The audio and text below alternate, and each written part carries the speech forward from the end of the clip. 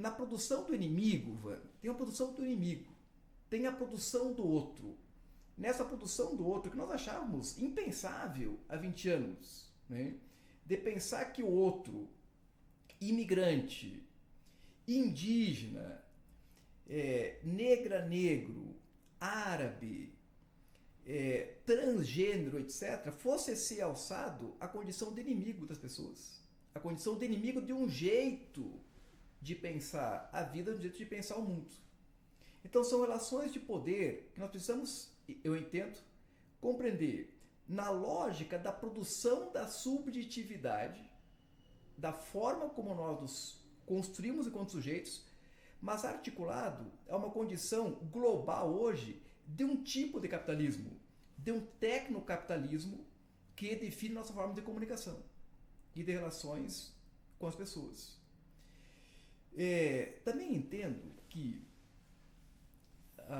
a superação, não é que a superação disso, mas há uma guerra permanente, até uma expressão muito usada ultimamente, é uma guerra simbólica permanente, que redefine relações de poder. Quem tem poder para construir e para disseminar fake news, por exemplo, não é todo mundo.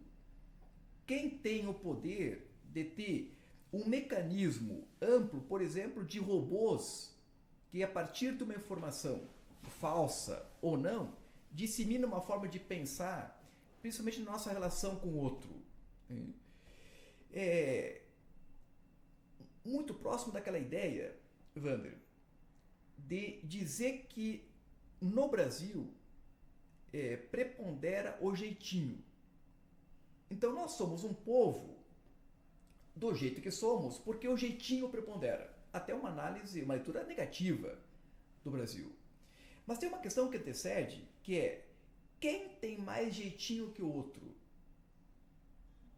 Um trabalhador, um professor da educação básica, tem mais jeitinho do que um deputado federal? O que eu quero dizer?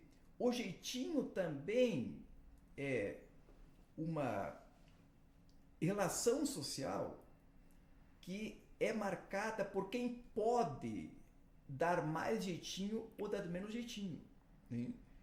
O que eu quero enfatizar é que a lógica da comunicação hoje, a lógica da informação e a lógica da produção do outro depende das relações de poder colocadas em qualquer lugar. Por último, eu acho que nós teríamos que insistir também, Wander, que as relações de poder precisam ter como contraponto, ou poderiam ter como contraponto, uma outra lógica, que é a lógica da potência. O poder sempre é uma relação de alguém superior na relação com alguém inferior, digamos assim, para simplificar. A lógica da potência, ela pode fazer com que todas as pessoas em todos os lugares, na sua diferença, na sua diversidade, se coloquem como sujeitos de ação, como sujeitos de expressão. Na proporção da sua capacidade Isso. de interferência. Exatamente. Naquela realidade que ela está. Também. Isso mesmo. Então, uma sociedade marcada por relação de poder é sempre uma sociedade em tese autoritária, porque depende do grupo do poder.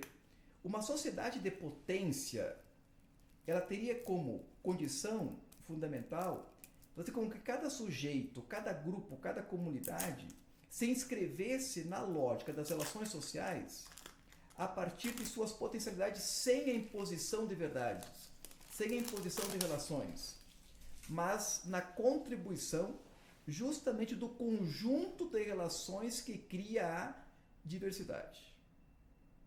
Veja, quando alguém impõe a ideia de um outro negativo, uma chave negativa, de um imigrante negativo, de um sujeito indígena negativo, etc, etc, são relações de poder que está apontando. Porque esses sujeitos agora, nas últimas décadas, começam a aparecer como sujeitos que também colocam em xeque um modelo de sujeito, colocam em xeque um modelo de família, colocam em xeque um modelo de relações. Aquele estabelecido. Colocam em xeque o modelo de sociedade. Né? O modelo de sociedade que, historicamente, em nosso modo de produção, foi assentado sobre um grupo muito pequeno de sujeitos que definem o que se pode e como se pode viver e define, inclusive, como se pode e se deve morrer. É aquilo que alguns intelectuais chamam de biopoder ou tanatopoder. Quem define o poder sobre a vida e quem define o poder sobre a morte. Nós temos que romper com essa lógica, né? E não importa o sujeito. Né? George Agamben, que inclusive é um dos intelectuais que faz essa leitura, ele tem um pequeno texto chamado A Comunidade que Vem. A comunidade que vem é uma comunidade qualquer. Se é qualquer, é toda a comunidade. É toda a comunidade.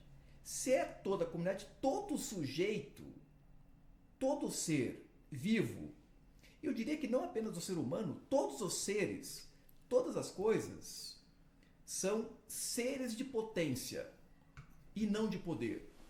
Se são seres de potência, podem e precisam ter a condição de participar de uma existência em que essa potência de fato seja exercida.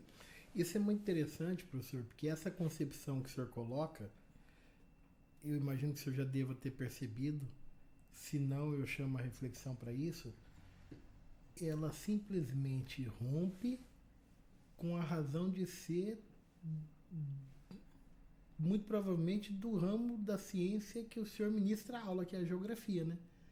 Porque a percepção do indivíduo fora do locus de poder geográfico, político do país ao qual ela pertence, da sua origem histórica, de capital, mas do indivíduo como um ser humano dotado de potência para interagir numa vida em sociedade geral de uma comunidade humana, ela rompe com a noção de países, né? Sim. De nações, sim, né? Exatamente. Né? Por isso que é qualquer.